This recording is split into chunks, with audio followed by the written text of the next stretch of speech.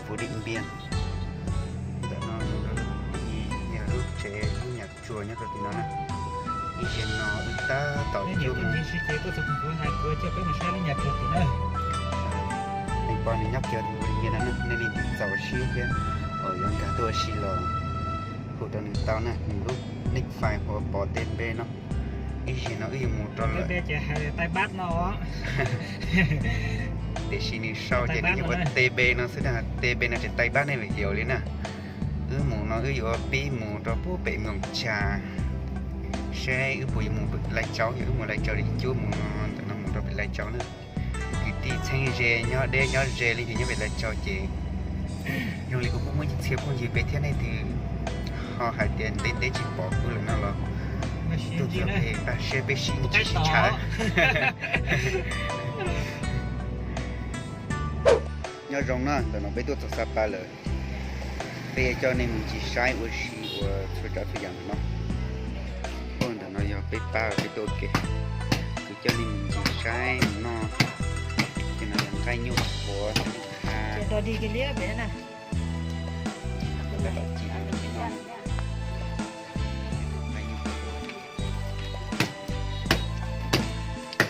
cái này bán một cân bao nhiêu chị? Cân 700.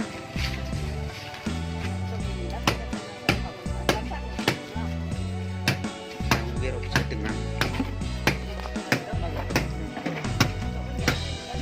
Cái này có trứng cống là trâu ấy. Trứng cống trước là chỉ anh em xé ra cho mình rồi anh em rồi thì nhìn con trâu biết luôn rồi đúng không? Sợ là thịt kêu nó pha luôn. Không, pha được. Cái miếng này không thể pha vào đâu được cả. Lợn như này. Đây thịt lợn. Đây là lợn. Trong này cũng là thịt trâu phải không? Phải nói là hiểu trong cái kiểu thế. Chua đã gì? Cái này chua chí? Chua đã chí? chua bổ thật đi bây giờ. Chua đã chỉ là một chua.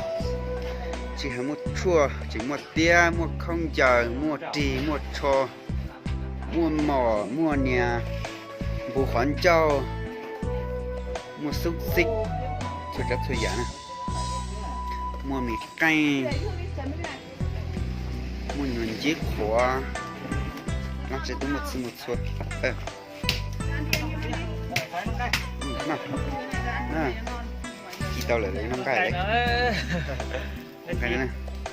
có vô 5 cái đủ non nè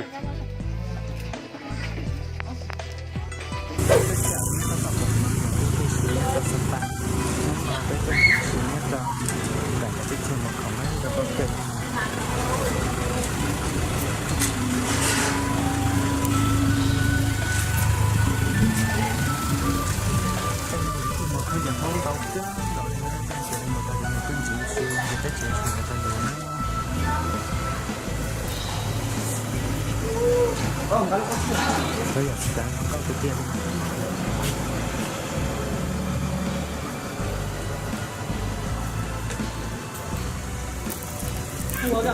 các tỏ sai chính chào sai chính ở nhà chúng ta đi sẽ được nè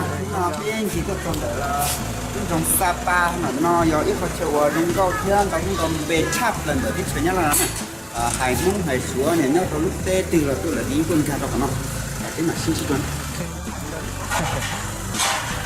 nhiều tên này thì tốt rồi tất cả nó là nó bán là nó là cái còn mất nhá là cái phần được xưa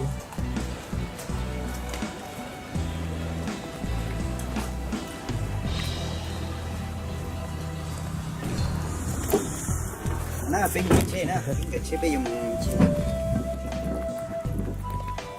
biết rồi mà biết rồi tốt đấy Linh kìa. tôi em bài sống đấy mình tổ bên phải nó cho xíu này mà tân chứ nhiều này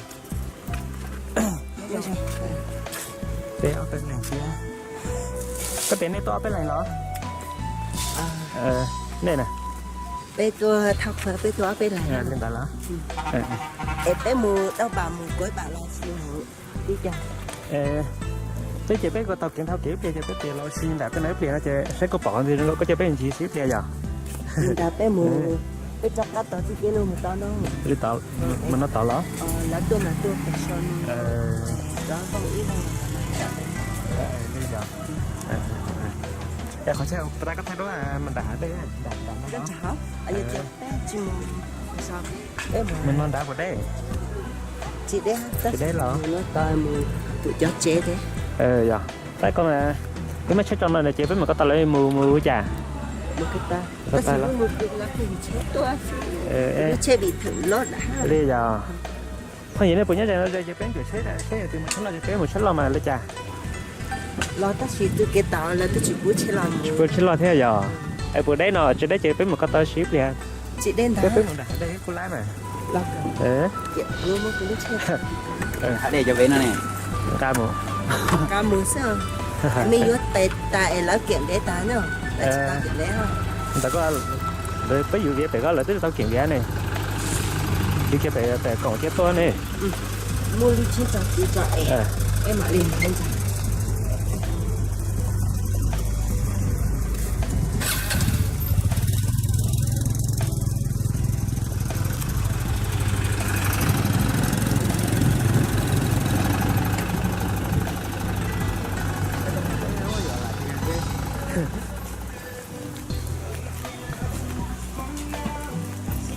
thì nó phải nó có thể là quên trong nó sẽ chỉ cần cầu đi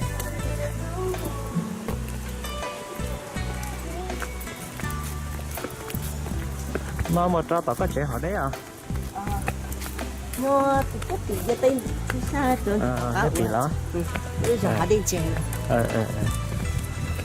là nó hát tê cậu yêu xa đã chỉ thôi thì sao lắm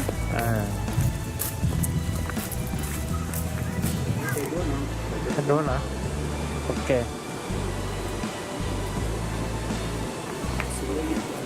thay mà ảnh nó tha điện thoại này cái điện thoại cái liệu là thay đây nó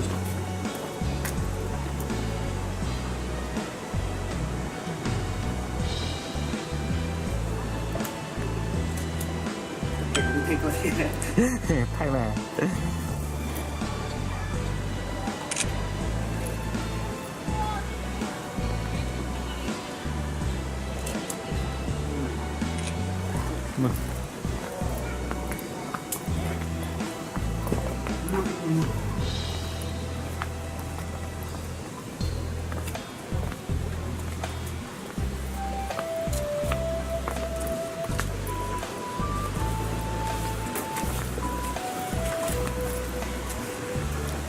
nó đã đơn tờ để đơn đua có ua ta cú trẻ ua chỉ giờ tôi cho nó ta nè cho nó bé luôn mong bé một chủ nó nó cho nó đi cháo thì chỉ có hiện nay hồn lò nó cho nó cái ta tàu quay ta tàu cái này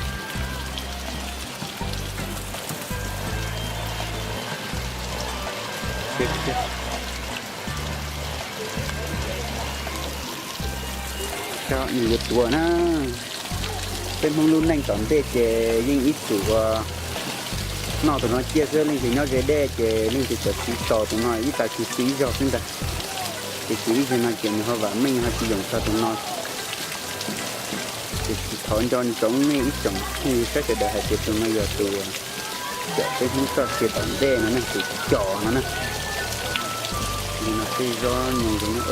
chị kìa chúa chị bị chúa tả ơi chỉ tên nói thì chúa ý còn đó để nó giờ ý cho đoàn cao để ta tàu tàu kia đi nó mình gì với gì đó nó quét chảo mình chút đủ nè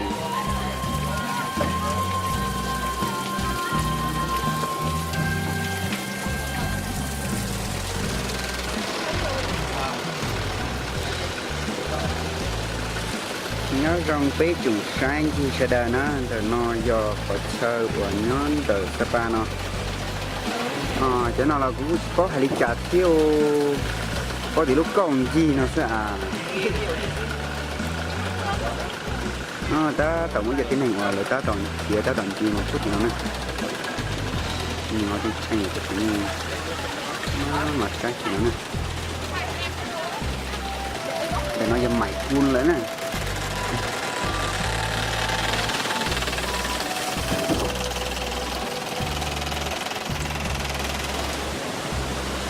โอ้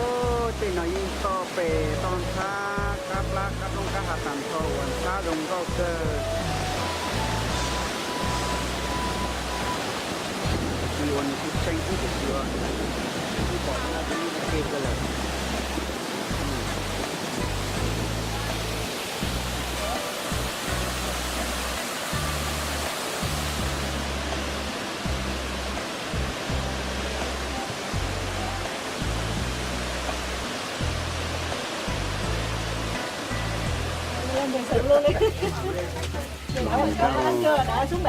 dùng rau Nhắm mắt không anh? Cho em chỉ hỏi có nhắm mắt hay không thôi. Tháo chụp chị Tháo. đây chúng ta nước này chập Nãy giờ chờ anh Tùng không hả?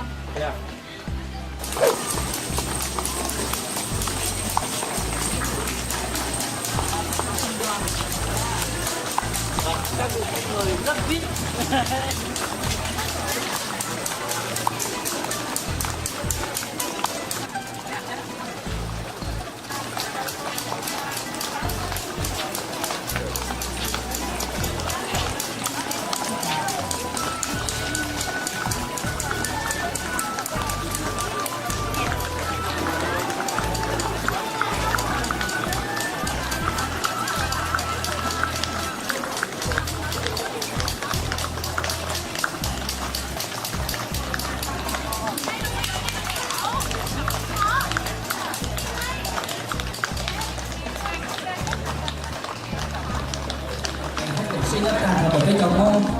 tất sĩ giờ thì biết luôn này nó yêu tiền này à nó trẻ yêu yêu một cái cổ để ta không biết cho cái tiền nhưng mà này chuẩn đúng đó là trẻ hãy là lựa chọn rồi luôn là nếu rất xa lì trà vì hãy biết cho cái tiền rồi là biếtตัวnó giờ biếtตัวđiหัวvì hãy tiền nhiều món nhiều liên hàng chọn có biết ở sĩ xin này à rồi lựa chọn rồi nó chỉ trong hai nó này là nếu sau hai theo thì hãy tiền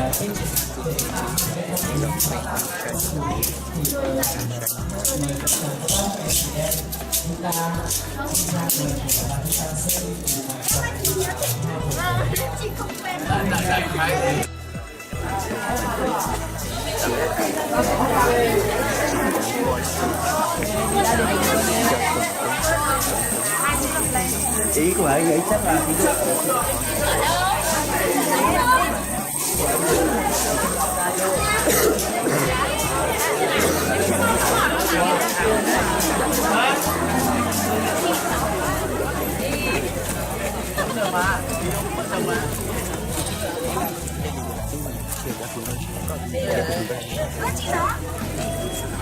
Anh em không?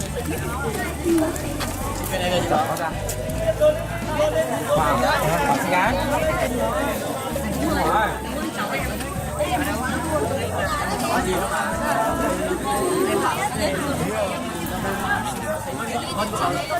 có gì đó Anh